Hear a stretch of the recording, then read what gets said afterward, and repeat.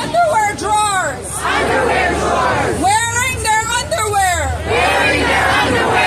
They post photos. Forcing Palestinian men. To strip naked. They say all of this out in the open. They are proud of it. And these media corporations turn a blind eye while they continue to report lies against the Palestinian people. This is the same corporation where I had an interview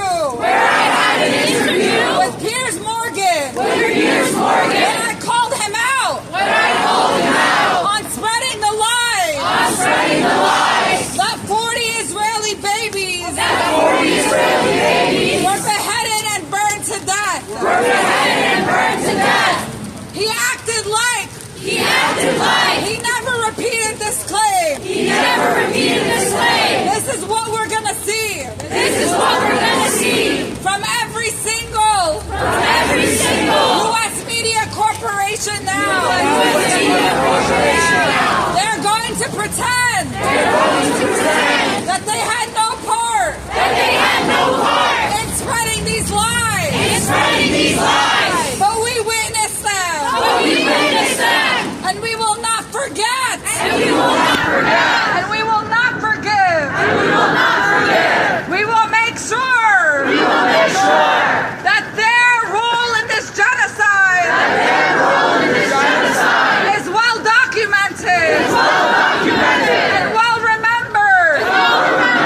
And we will remind them every single time that they try to pretend they had no role to play in this. This is the history that they tried to erase during the NAKBA. These are the stories that people in the past